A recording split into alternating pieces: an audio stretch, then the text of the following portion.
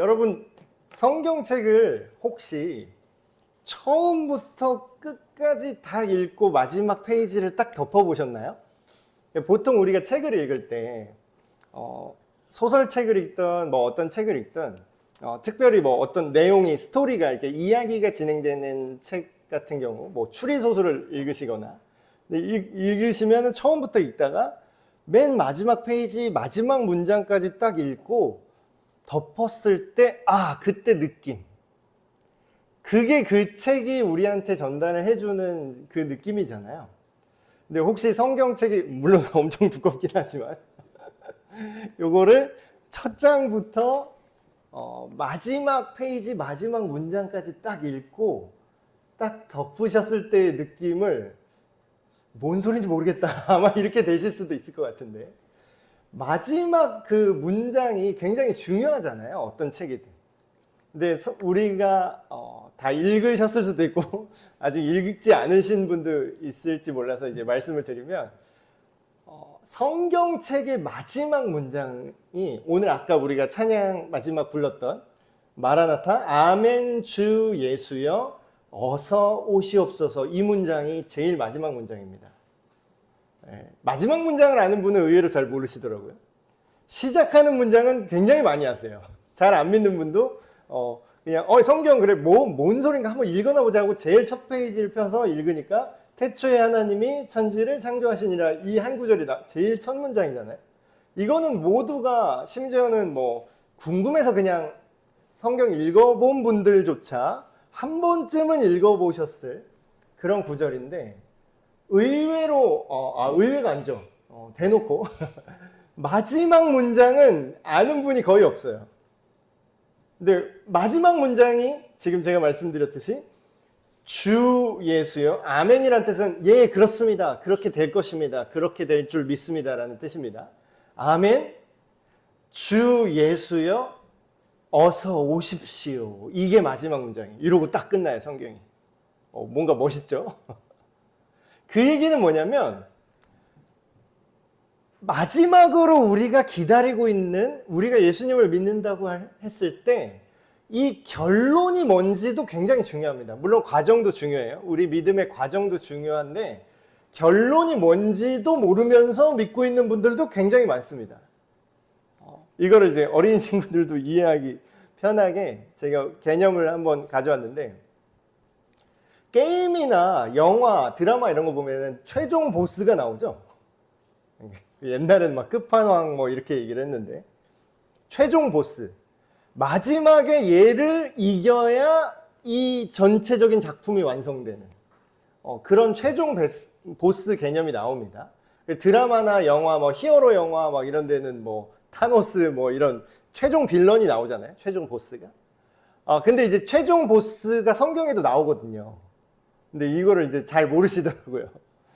최종 보스처럼 보이는 존재가 성경에 나오는데, 물론 하나님 볼 때는 최종 보스가 아닙니다. 여기서 되게 중요한 건 우리 기준의 최종 보스라는 거예요. 하나님을 이길 자는 전혀 없기 때문에 하나님 입장에서는 최종 보스 뭐 아무리 센 애가 나와도 그냥 딱밤 한 방 하면 날아가는 그런 말도 안 되는 약한 존재니까.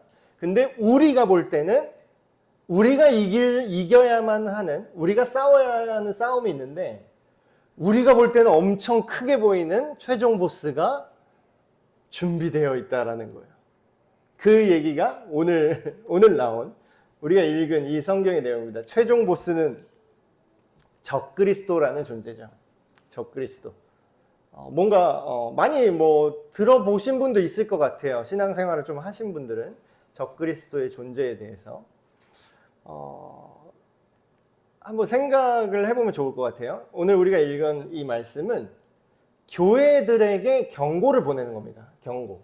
왜 그 어린 친구들 게임하다 보면은 뭐 그거 나오잖아요. 최종 보스 딱 나오기 전에 어떻게 돼요? 막 비행기 게임 옛날에 막 하다가 최종 보스가 딱 엄청나게 큰 전함 같은 게 딱 나와서 막 엄청나게 화면 가득 빽빽하게 미사일을 쏘죠. 피하지도 못하게.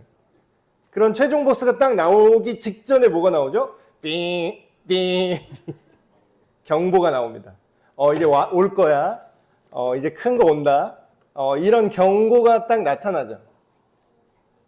근데 오늘 우리가 읽은 이 구절도 예수님을 믿고 살아가는 우리의 인생에 물론 이제 우리 인생의 끝은 뭐 개인이 이제 생명이 끝나면 그 인생이 끝이겠지만 오늘 얘기하는 얘기는 이 역사의 끝에 있을 이야기를 하고 있습니다.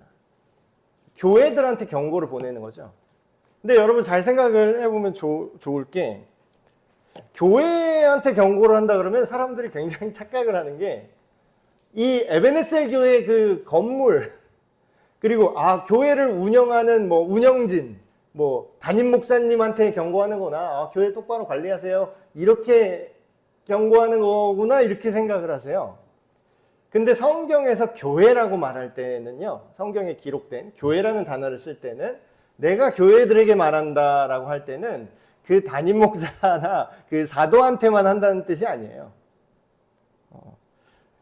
교회는 뭐냐면 예수님을 믿고 그 예수님의 말씀에 순종하고 내 일상의 삶을 살아가는 우리 모두가 교회입니다. 그러니까 이걸 바꿔서 얘기하면 무슨 얘기예요? 여러분에게 하는 경고입니다. 그러니까 나한테 하는 경고예요. 나한테. 우리 어린이 친구한테도 하는 경고죠. 물론 아직 어려서 못 알아듣겠지만 부모님들이 열심히 또 그 경고를 알아듣고 후대에 이제 전달을 해야 되는 그런 경고입니다. 언제 마지막인지 모르니까. 이때가 언제에 대한 경고냐면요. 우리가 마지막을 이제 아멘 주 예수여 어서 오시옵소서 이렇게 성경이 끝난다 그랬잖아요. 그 얘기는 뭐냐면 성경이 기록된 이후로 지금까지 우리가 인생을 사는데 우리가 매주 예배 때마다 고백하는데도 잘 느끼지를 못하세요. 잘 기억을 못하세요. 예수님이 다시 이 땅에 내려오셔야 된다는 게 성경의 마지막 기대입니다. 그러니까 성경에 써 있는 예언이 성경 시대 안에 거의 다 이루어졌거든요. 예수님이 오실 것도 예언이 있었고 성령님이 오셔서 우리에게 오실 거란 예언도 다 있었고 근데 아직 완성이 안 된 유일한 예언이 있어요. 그게 뭐냐면 예수님이 다시 이 땅에 오셔서 이 땅을 심판하실 거라는 겁니다. 그게 뭐냐면 주의 날이라는 주님의 날이라는 개념입니다. 주님의 날. 이거를 이제 미국이나 서구 사회 같은 경우는 이게 기독교 문화가 우리나라보다 오래되다 보니까 그 심판의 날 뭐 이런 개념이 있어요. 저지먼트 데이 그래가지고 이 땅에 뭐 핵전쟁이 터지든 무슨 뭐 빙하기가 오든 뭐 우주에서 운석이 떨어지든 이 지구가 최후를 맞이할 날이라는 개념이 있습니다. 그게 이제 최후의 날, 뭐 심판의 날 이렇게 얘기하는데 그 개념이 성경에서 나온 거예요. 주님의 날이 아직 이르지 아니었다. 그렇게 우리가 아까 성경에서 읽었잖아요. 그 주님의 날은 뭐냐면 예수님이 다시 성경에 써 있는 그대로 되게 황당하다고 느끼실 수도 있을 것 같아요. 어떻게 예수가 십자가에 달려서 부활했다는 걸 믿기도 쉽지 않으실 텐데 일반적인 생각을 하시면 근데 그 부활한 예수가 하늘로 올라갔대. 근데 그 올라갔던 예수가 다시 올 거래. 근데 그 다시 이 땅에 오는 날은 이 땅의 모든 죄악을 심판하고 되게 무서운 일이 일어나는 그런 기록들이 나와 있습니다. 옛날에 저는 교회 다니면서 이 얘기를 들을 때마다 좀 마음이 불편했어요. 왜 불편했냐면 여러분 그냥 아름답고 기분 좋고 풍요롭게 그냥 하하호호 하면서 즐겁게 잘 살다가 그냥 죽어서 그냥 하나님 나라 뿅 가면은 좋겠다 이런 생각이 들지 최종 보스를 만나고 싶으세요? 최종 보스를 만나고 싶으세요? 최종 보스가 왜 최종 보스일까요? 그 여태까지 존재했던 그 누구보다 강력하고 그 무엇보다 악랄하고 무엇보다 우리를 고통스럽게 하는 존재겠죠. 근데 그 존재가 이 최후의 주님의 날 직전에 반드시 나타난다고 성경은 예언하고 있습니다. 그리고 오늘 지금 우리가 읽은 구절은 바울이 교회한테 경고한 내용인데요. 이게 바울이 지어낸 얘기가 아니에요. 그 마태복음이나 이런 복음서를 보시면 예수님이 이 얘기를 예고하십니다. 이런 일이 있을 것이다. 이런 일이 있을 것이다. 그럼 여기서 이제 우리가 여기선 적그리스도라고 정확히 문장이 나오진 않았지만 이렇게 비유적으로 얘기를 했습니다. 멸망의 아들, 불법의 사람. 이게 이제 적그리스도거든요. 지금 적그리스도와 배교하는 일이 있고 그때 적그리스도가 올 것이다. 이렇게 예언을 하고 있어요. 자, 이거를 무슨 뜻인지 우리가 알아야 이거를 기다릴 거 아니에요. 알아야 이걸 대비할 거 아니에요. 미래에 그런 일이 일어났을 때 우리가 당황하면 안 되잖아요. 그래서 이거를 제가 좀 풀어드리겠습니다. 이 마지막 최후의 심판이 있는 그날 모든 사람, 모든 여태까지 역사상 존재했던 모든 사람이 무덤에서 일어나고 그 각 사람이 여태까지 살아온 대로 그 사람의 행위대로 하나님께서 하나하나 심판하실 것이다. 그걸 성경에 이제 약속하고 있죠. 근데 이게 잘 믿어지지가 않아요. 너무 꿈 같은 얘기잖아요. 근데 우리가 매주 주일 예배 때마다 하는, 우리 방금 전에도 함께 고백했습니다.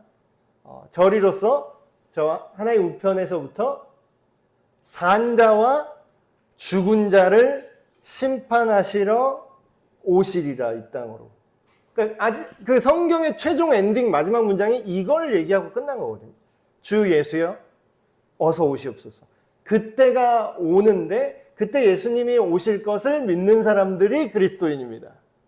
그러니까 사실 교회에 캐주얼하게 이렇게 다니시는 분들한테 이런 얘기를 들으면 깜짝 놀라실 것 같아요. 굉장히 무서운 얘기니까. 근데 이제 중요한 거는 우리가 안 믿는다고, 우리가 무섭다고 그 일이 안 일어나면 좋겠는데 그 일이 일어날 거라고 분명히 예고되어 있다라는 거죠. 그래서 애기들이 뭐 숨을 때, 숨바꼭질 할 때 커튼 뒤에 얼굴만 이렇게 숨으면 연구 없다 약간 이런 느낌이네요. 커튼 뒤에 얼굴만 숨으면 자기가 안 보인다고 남도 안 보이는 건 아니잖아요. 내가 아우 이거 아닌 것 같아요. 이거 너무 허황된 얘기예요. 허황된 얘기예요. 그렇게 생각한다고 이 일이 안 일어났으면 좋겠는데 이 일이 일어납니다. 그래서 여기에 대해서 경고한 바울의 이야기인데요. 누가 어떻게 하여도 너희가 미혹되지 말라. 먼저 배교하는 일이 있어야 된다. 이러한 일이 일어날 것이다. 저 불법의 사람 곧 멸망의 아들이 나타나기 전에는 그 날이 이르지 아니하리니. 여기서 말하는 그 날이 이 최후의 심판 날이죠. 이 날이 와야 우리의 모든 구원과 이 세상이 완전히 하나님의 나라로 정화되고 영원한 하나님 나라로 우리가 누리게 되는 거죠. 그는 대적하는 자라. 신이라고 불리는 모든 것과 숭배함을 받는 것에 대항하여. 그러니까 이게 말이 어려운데 쉽게 얘기하면 이겁니다. 이 적그리스도라는 어떤 인물이 이 최종 보스가 등장할 텐데요. 이 사람이 구체적으로 누군지는 중요하지 않아요. 구체적으로 막 자꾸 이거 맞추려고 하는 사람들이 있거든요. 맞추면 어쩔 건데. 맞추면 이길 수 있어요, 우리가? 속된 말로 최종 보스 내가 알아내서 막 암살할 거예요? 암살 아마 못할 겁니다. 이 사람은 워낙 센 사람이라서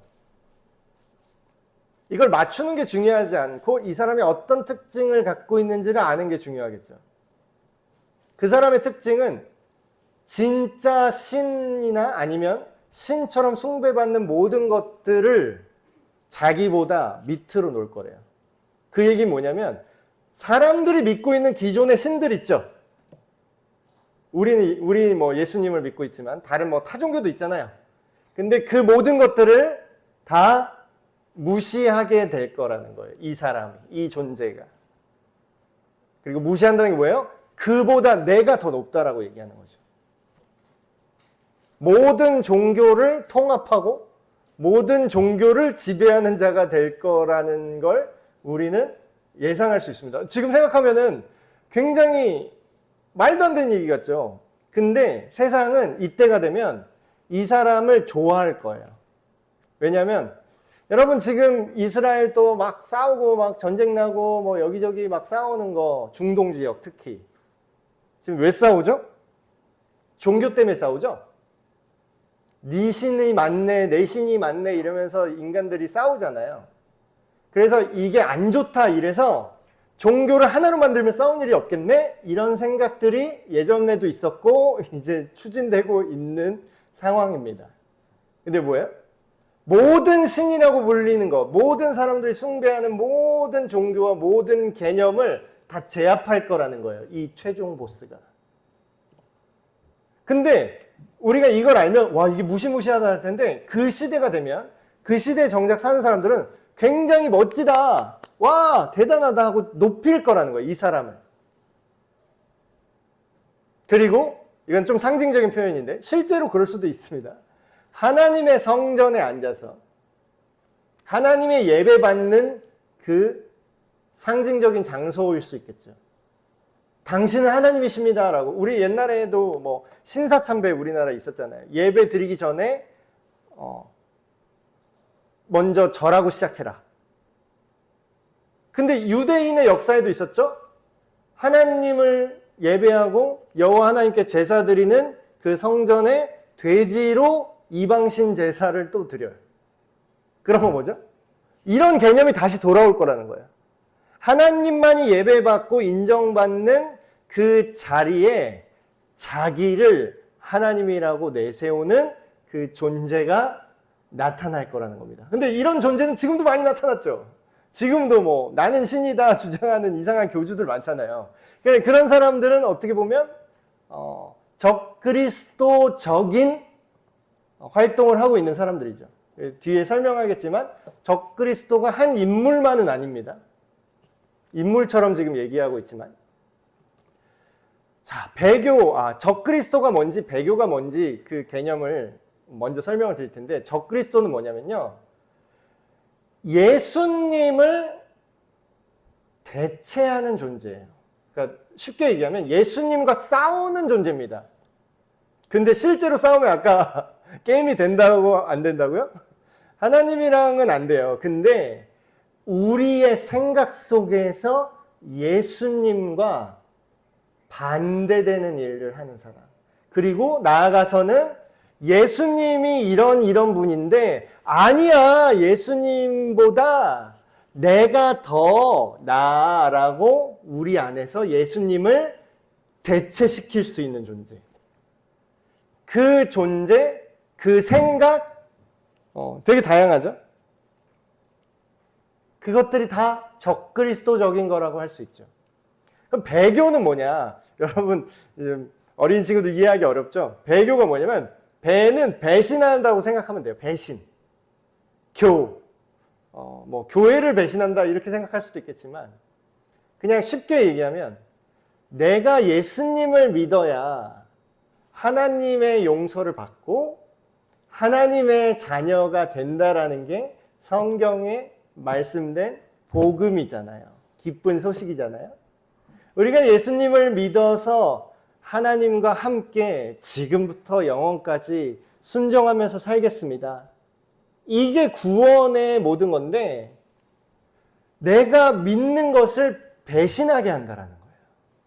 내가 믿는 걸 다시 취소하게 한다라는 거예요.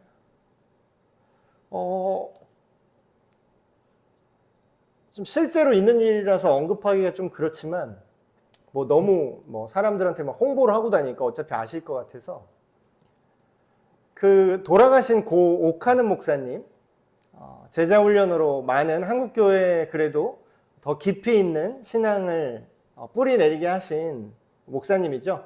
그 목사님의 안타깝게도 그 목사님의 친아드님이 계신데 옥성호 씨라는 분입니다. 그분이 옛날에는 집사 직분을 받고 교회에서 생활을 하셨지만 지금 유튜브에서 채널을 여셔서 예수는 실존하지 않는다. 그러니까 반기독교 안티 기독교인이 되셨어요. 그분의 가정에서 어떤 상처가 있었는지는 뭐 함부로 판단할 수 없지만 어쨌든 지금 하고 계신 행동을 보면 성경 다 거짓말이고 우리 아버지 다 위선자고 예수를 믿는 것 쓸데없다. 교회는 사기꾼 집단이다. 이렇게 홍보하고 지금 이 유튜브 채널을 여셔가지고. 근데 그거에 사람들이 듣고 싶었던 얘기를 하니까 또 그걸 동조하는 사람들은 또 뭐 엄청나게 거기서 댓글 달고 좋아하시더라고요. 근데 그거를 뭐라고 하냐면 그런 개념이 배교입니다. 예수님을 믿다가 다른 진리로 빠지는 거예요. 그러니까 배교는 굉장히 다양한 영역이 있습니다. 예수님을 믿다가 이렇게 신앙에서 올바른 성경이 말하는 신앙이 믿어지지 않고 거기서 떠나는 것도 배교고, 그리고 예수님을 믿는다고 생각하는데 다른 예수를 믿는 것도 배교죠. 예를 들면 이단으로 빠진다거나, 그들도 성경을 인용하는데 그 예수가, 재림하는 예수가 우리 선생님이다 라면서 교주의 이름을 거기다 넣거나, 그것도 배교죠. 그리고 또 너무 배교인지도 모르게 다가오는 배교도 있습니다. 최근에 저도 기사로 봤어요. 미국에서 있었던 일이라는데, 미국의 시애틀이라는 지역에 있는 국제 고등학교인가 봐요. 거기 고등학교에서 시험을 출제를 했는데, 시험 문항이 그런 거였대요. OX 퀴즈였는데, 오직 여성만이 임신할 수 있다. 맞으면 O, 틀리면 X. 이걸 고등학생한테 퀴즈를 낸 거죠. 그 시험 여러 문안 중에. 근데 당연히 애들이 그래요, 여자만 임신할 수 있으니까 O라고 동그라미를 쳤대요. 근데 이 담당 교사가 이걸 틀렸다고 채점하고 그 애한테 너는 인종차별적인 생각을 갖고 있어 라고 얘기를 했다라는 거예요. 지금 되게 이상하죠? 되게 이상하잖아요, 이게. 근데 지금 미국 사회, 서구 사회, 유럽 사회는 인권이라는 이름으로 남자와 여자의 성과 건강한 부부와 가정이라는 생각 자체를 허물어뜨리고 있습니다. 그게 새로운 정의라고 얘기를 하고 있어요.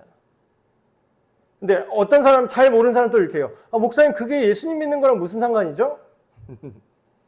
여러분, 우리가 예수님을 왜 믿죠? 왜 믿어요? 그냥 턱수염 낳고 머리 예수님 스타일로 길어서 인자해 보여서? 그래서 믿나요? 우리가 예수님을 믿는 이유는 우리가 죄로부터 구원받기 위해서, 물론 그게 자체가 목적이라기보다는 예수님이 우리를 구원해 주시기 때문에 우리가 예수님이 필요합니다.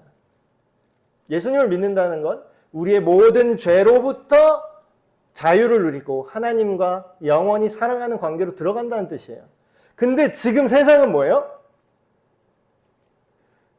죄가 아니라고 얘기해요. 남자와 여자는 성별을 계속 바꿔도 괜찮아. 이게 인권이야. 그리고 너 감히 여자만 임신할 수 있다고 생각을 갖고 있어? 너 굉장히 가부장적이야. 이거를 학교 선생이 애한테 세뇌시키고 있어요. 그러면서 이렇게 말합니다. 이게 정의라고. 그러면 선과 악의 기준 자체를 지금 뒤집어 버리면 그게 괜찮은 걸까요? 그러니까 안 믿는 사람은 이해가 돼요. 하나님을 모르니까 죄가 뭔지도 모르고 자기가 뭘 잘못하는지도 모르는구나 라고 100번 양보해서 이해할 수가 있습니다. 근데 문제는 뭐냐면, 배교는 뭐냐면요, 예수님도 이렇게 생각하셔 이러는 애들이 배교예요. 예수님도 나 크리스천인데 나 젠더 이데올로기에 나는 동의해. 그동안 힘 있는 백인 남성들이 근본주의 기독교, 보수 기독교, 성경에 써있는 대로 믿는다고 하면서 성 역할을 제안했어. 그런다고 남자가 임신이 돼요? 아니, 니들이 그렇게 생각한다고 남자가 임신이 되냐고. 하나님이 남성과 여성을 설계하신 기본 인간의 창조 원칙이 바뀌나요? 예수님이 그걸 반대로 말하면 오냐 좋다. 그래, 네 생각도 맞다. 잘도 그러실까요? 하나님이 남자와 여자를 지으셨는데 그들이 온전한 부부가 되면 남자와 한 남자와 한 여자가 결혼하여 한 몸이 될지니 사람이 그걸 함부로 나눌 수 없다. 결혼 관계는 그렇게 존귀하다. 이렇게 얘기하셨잖아요. 근데 이제 막 성별을 막 지멋대로 하네. 그러면서 예수님도 그리스도인도 그렇게 살아야 됩니다. 이래요. 그걸 뭐라고 하냐면 그거를 교묘한 배교라고 말합니다. 왜냐하면 이게 왜 배교가 돼요? 예수님 저 믿거든요. 당신이 믿는 예수님이랑 제가 믿는 예수님이랑 다른 것 같아요. 내가 믿는 예수님은 하나님께서 남자와 여자로 지으셨다고 말씀하셨거든요.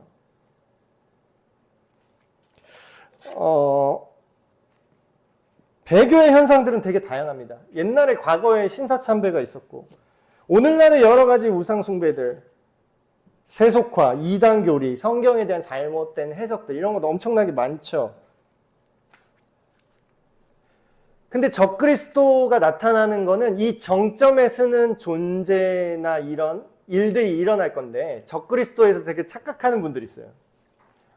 이 한 사람만 내가 해치우면 돼. 막 무슨 자기가 뭐 기독교 결사대인 것처럼 이렇게 생각하면 내가 누군지 밝혀내겠어. 찾아내서. 당신 세대에 안 나타날 수도 있어요. 근데 개인이자 적그리스도는 어떤 한 개인으로 역사에 한 시점에 나타날 건 확실합니다. 최종 보스로. 근데 문제는 그때를 우리가 모른다는 거죠. 적그리스도는 한 개인으로 나타날 거지만 동시에 어떤 단체일 수 있고요. 어떤 사상일 수도 있어요.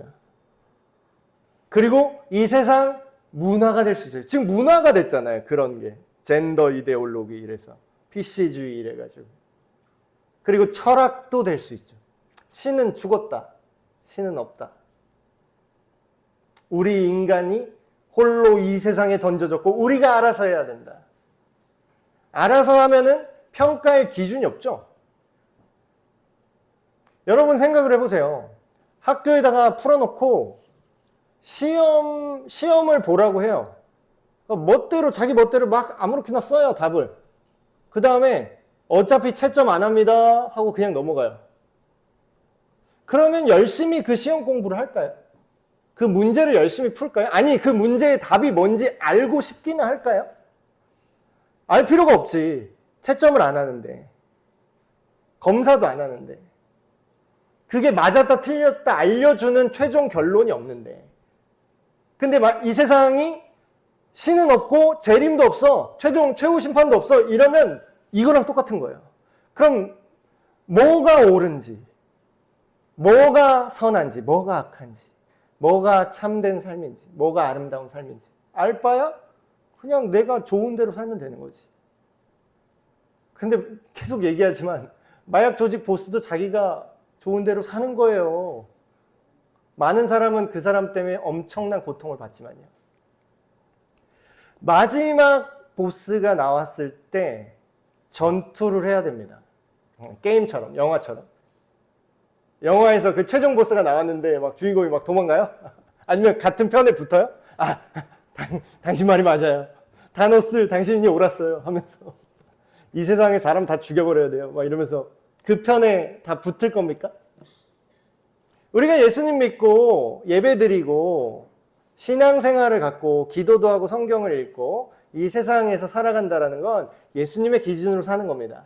근데 만약에 이런 최후의 때가 가까이 와서 사람들이 막 배도를 하고 이런 예수님의 가르침에 반하는 궁극적인 어떤 사상으로 사람들을 전체적으로 이끄는 존재가 왔을 때 우리 어떻게 할 거냐라는 거예요. 그러니까 우리 실력으로 이길 수 있을까요? 여러분, 우리가 이 적그리스도를 제압하는 건 불가능합니다. 왜냐하면 온 세상이 이 사람을 떠받들 거거든요. 거의 세상의 왕 취급을 받을 거예요. 모든 종교를 통합한 교주이자 모든 정치와 모든 군사와 모든 권력을 한 손에 쥐는 존재로 나타날 겁니다. 그럼 뭐 어떻게 막아요, 우리가? 그리고 심지어 성경에 성도들은 그를 암살하라 이렇게 써 있으면 우리가 했겠지. 그렇게 안 써 있어요. 그럼 우리가 할 일은 뭐예요? 이 마지막 전투는 우리가 직접 싸우는 게 아니라 이런 불법한 자가 나타날 때 어때요? 예수님께서 재림하셔서 그 입의 기운으로 그를 죽이시고 강림하여 나타나실 것이다. 여기서 말한 입의 기운은 좀 상징적인 표현입니다. 예수님이 말씀하신다고 말씀이 검과 같다 이런 표현이 성경에 비유적으로 나오거든요. 그 얘기는 뭐냐면 이 악한 자가 나타나서 이 세상 사람들을 다 미혹해요. 다 지금 미혹됐어요. 그 이상한 얘기를 하는 교사가 벌써 나타나잖아요. 이것뿐만 아니라 모든 정치, 사회, 경제 모든 분야에서 하나님이 옳다고 하는 거에 반대되는 상관없는 얘기를 하는 사람들이 너무 많아지고 이거를 통합하는 존재가 온다라는 거예요. 근데 이거를 입의 기운으로 죽인다는 건 무슨 뜻일까요? 말씀이 육신이 되어 오신 것이 예수님이다 이렇게 얘기하죠. 그 얘기는 뭐냐면 저희가 상상하기는 이런 것 같습니다. 예를 들면 10계명 빡 얘기하면서 하나님의 법을 쭉쭉쭉쭉 읊으실 거예요. 마치 선생님이 자 시험 채점한다 하는 것처럼 우리 최후의 인생에 우리의 살아온 모든 것을 선과 악을 온전히 판단하시는 거죠. 간음하지 말라. 나 이외에 다른 신은 없다. 우상 숭배하지 마라. 그 모든 기준들을 탁탁탁 말씀하시면서 그 기준으로 그 사람을 처벌할 겁니다. 그 기준으로 사형이라고 선고를 하실 거죠. 근데 문제는 뭐냐면 이 적그리스도는 굉장히 화려하게 올 거라는 거죠. 모든 능력이 있고요. 이 사람한테는 모든 기적, 심지어는 기적도 일으킬 겁니다. 이 사람은 모든 표적과 거짓 기적과 불의의 모든 속임으로 뭐예요? 이 사람이 인기가 엄청날 거예요. 많은 사람이 이 사람을 믿을 겁니다. 마지막에. 근데 뭐예요? 그때 우리는 어떻게 하라고요? 우리가 이 전투에 이기는 유일한 방법은 뭐예요? 되게 간단합니다. 생각보다. 진짜 예수님을 믿고 따르는 거죠. 진짜 오실 예수님. 어쩌면 사람들이 이럴 겁니다. 이 적그리스도가 나타난 걸 보고 와, 재림한다는 예수가 있다면 이 사람이겠구나.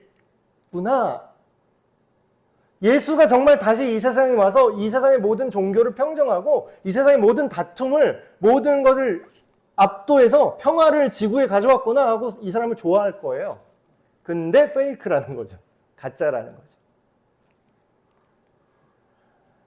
여러분, 우리가 믿는 것이 우리의 삶을 결정합니다. 이게 종교적인 맥락 다 떠나서 그냥 생각해보세요. 여기 이 문장은 일반 그냥 사람들도 다 동의하는 거예요. 우리가 믿는 것이 우리 삶을 결정해요.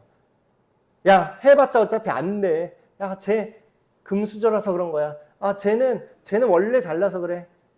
이렇게 믿는 사람은 자기 스스로 삶을 이뤄낼 수가 없어요. 자기가 성공이란 건 불가능하다고 믿으면 있어도 그 사람한테는 오지 않아요. 네, 그 얘기죠. 우리가 믿는 것이 우리 삶을 결정한다. 목사님, 이 얘기하니까 무슨 자기개발 얘기하시는 것 같아요. 자기개발에만 해당하는 얘기가 아니라 우리가 믿는 진리도 똑같습니다. 우리가 예수 그리스도를 믿잖아요. 예수님이 우리의 삶의 기준이 되시고 우리의 삶을 구원해 주세요. 우리가 이게 뭐가 죄인지 뭐가 선한 건지 분별할 수 있게 해주셔서 우리의 삶이 하나님 앞에 받아들여질 수 있도록 우리를 구원하신다는 거예요. 근데 뭐예요? 배도는 뭡니까? 우리가 믿는 바를 오염시키는 거죠. 적그리스도는 뭐죠? 성경이 말하는 하나님이 아니라 나를 믿으라는 거예요. 여러분, 우리가 무엇을 믿을지는 정말로 중요합니다. 왜냐하면 우리가 믿는 것처럼 변해요. 우리가 믿는 생각대로 우리가 바뀌게 됩니다. 구원이라는 게 영원한 하나님과의 관계라고 제가 말씀드렸죠. 구원은 하나님과 우리의 관계가 계속 실시간으로 유지되는 게 구원이다. 관계가 실시간으로 유지되면 어떨 것 같으세요? 나쁜 생각, 나쁜 기준이 들어오면 우리가 그걸 가만 냅둡니까? 예를 들어서 제 아들이 물론 그렇진 않지만 제 아들이 어느 날 학교에서 이상한 거 배우고 와갖고 아빠, 남자도 임신할 수 있다는데? 그러면 우리 아들이랑 나랑 관계가 있으면 제가 어떻게 할까요? 헛소리 믿지 말고 여자가 임신하고 남자는 임신 못해. 이게 하나님이 만든 인간의 섭리야. 끝. 우리가 예수님을 믿는다는 건 뭡니까? 헛소리, 잡소리, 배도하는 소리, 적그리스도의 속임 막 들어와도 하나님이랑 하나님 정말 이래요? 하고 성경을 읽고 기도하고 하나님과 소통이 실시간으로 있잖아요. 그럼 이거 아니네. 바로 알게 됩니다. 여러분, 이 마지막 때가 점점 다가오고 있죠. 이미 이런 사상이 이미 와 있어요. 이때부터 지금까지. 앞으로 더 심해질 겁니다. 우리나라도 이제 미국이 하는 거를 우리나라가 한 20, 30년 후에 우리나라가 똑같이 하더라고요, 항상. 지금 그래서 우리나라도 뭐 동성 결혼 뭐 통과시켜야 된다, 어쩐다 지금 말이 많죠. 여러분, 이런 큰 배도의 물결이 올지라도 끝까지 예수님을 붙들고 믿음으로 승리하시는 우리가 되시길 주님의 이름으로 축복합니다.